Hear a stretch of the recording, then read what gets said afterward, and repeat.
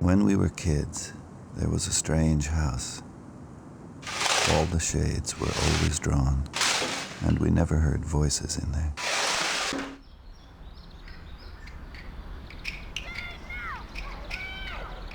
And the yard was full of bamboo, and we liked to play in the bamboo, pretend we were Tarzan, although there was no Jane.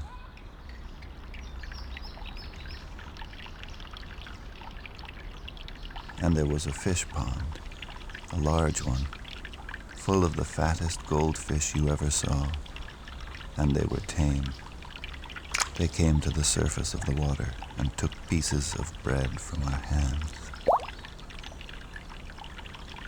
Our parents had told us, never go near that house, so of course we went. We wondered if anybody lived there. Weeks went by, and we never saw anybody. Then, one day, we heard a voice from the house. You goddamn whore. It was a man's voice. Then, the screen door of the house was flung open, and the man walked out.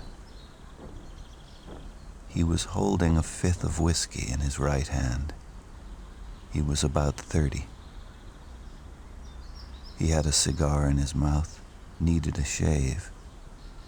His hair was wild and uncombed, and he was barefoot in undershirt and pants.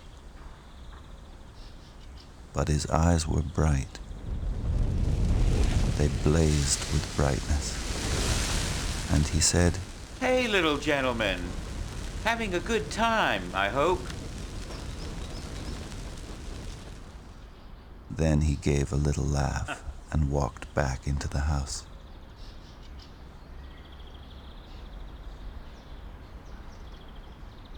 We left, went back to my parents' yard, and thought about it.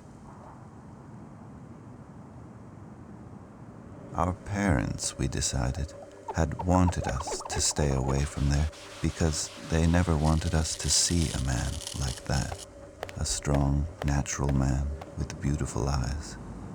Our parents were ashamed that they were not like that man. That's why they wanted us to stay away.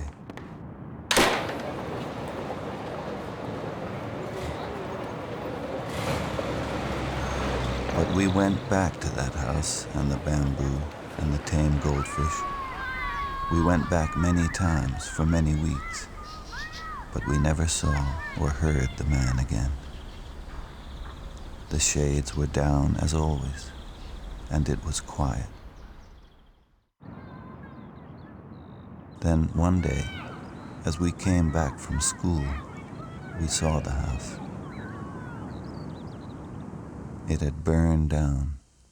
There was nothing left, just a smoldering, twisted black foundation. And we went to the fish pond, and there was no water in it, and the fat orange goldfish were dead there, drying out. We went back to my parents' yard and talked about it, and decided that our parents had burned their house down, had killed them, had killed the goldfish, because it was all too beautiful. Even the bamboo forest had burned. They had been afraid of the man with the beautiful eyes.